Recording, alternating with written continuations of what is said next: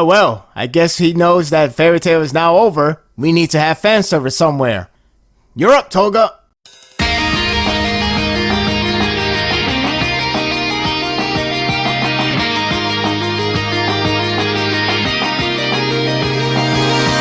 This mission isn't getting any easier, but it is getting much scarier. The heroes may bring out their utmost available best, but when villains bring out tricks when they are least expected, it can go down south real fast. While this chapter hasn't brought down the mission to a disaster rate just yet, it at least has left us something to be excited for in combat. It's hard to say for now on where exactly we're on with the arc. Like, are we close to the end of it? Or just in the middle? One would speculate that the mission will go to a complete failure because of League of Villains' arrival. While they do make it difficult, it's a bit early to say it's a failure. I think we must have Overhaul in battle. Whether he wins and escape or not, the arc would not end. Though I can be wrong. The aspect that the series does well is to portray the characters in their respective moment, hero or villain, whether it is through action or dignity. Mimic is the example of dignity. I thought it was neat to showcase his stubborn pride to remain as manager for Overhaul. Majority of the villains so far have their own reason to join and fight for their leader, so this is Mimic's time. It has a good way to show how stubborn Mimic really is by describing his quirk in a greater detail. It's like knocking down 2 points with 1 piece, and it works. His quirk is actually limited based on his body. Thanks to drugs, he can exceed and pull tricks such as manipulating wall structure. However, it can only last short. Yeah, he knows it. I summarize this because it's worth noting on how much toll he has been going through, and he usually thinks carefully before taking it on. Although he failed to kill them or knock them away, he held up pretty well.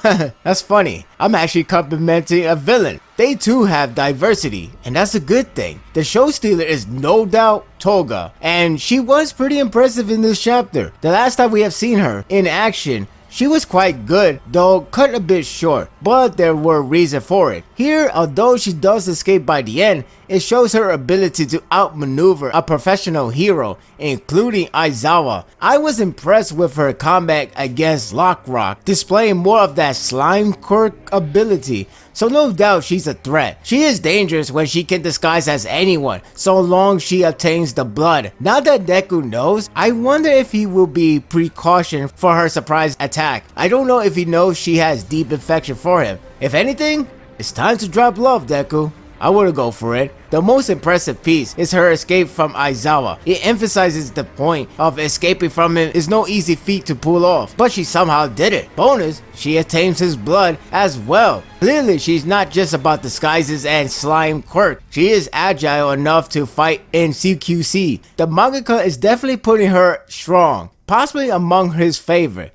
and I like it so far. There's this possible hint that League of Villains and Overhaul will in fact make an official pact, starting with Temps. At first I thought it was an odd time to show that scene since it doesn't feel like it synced well with the sequence. Looking back at it again, it compiles the build of trust between the two, and with the reaction from Toga and Twice, it's suggestive that so far it's going very well.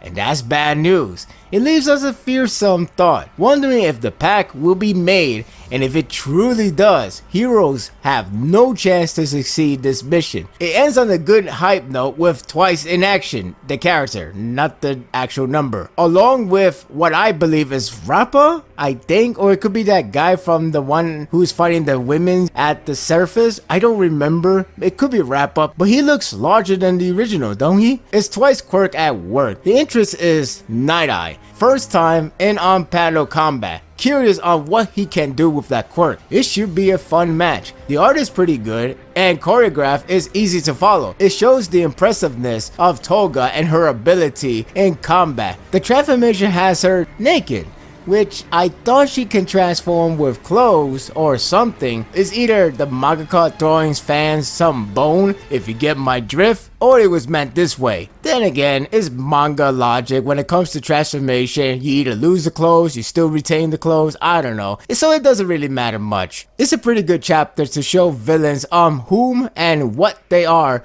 as well as some hints that sends bad feeling for dark potential turn. It does increase the thrills and new potential matchup.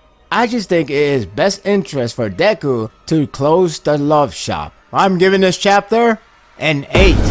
What are your thoughts of this chapter? Do you think they will fail the mission, or do you think they will still succeed despite the fact that the League of Villains are now entering the fray? Maybe, just maybe, they could still succeed, but I would bypass the idea that they can fail, and it will be a great lesson to Deku and everybody else. But you never know, it could go anywhere, and that's the beauty of it. This arc so far is doing a really good job on making you guess on what direction is the mangaka going with this and its end result. I'm really enjoying this arc, and hopefully when it gets to the climax, it's going to be a very emotional impact to all of us. And that will do it for the review. I hope you enjoyed this one. If you like this and want more of this, subscribe to my channel and my world will be yours to stay. Until next time, take care.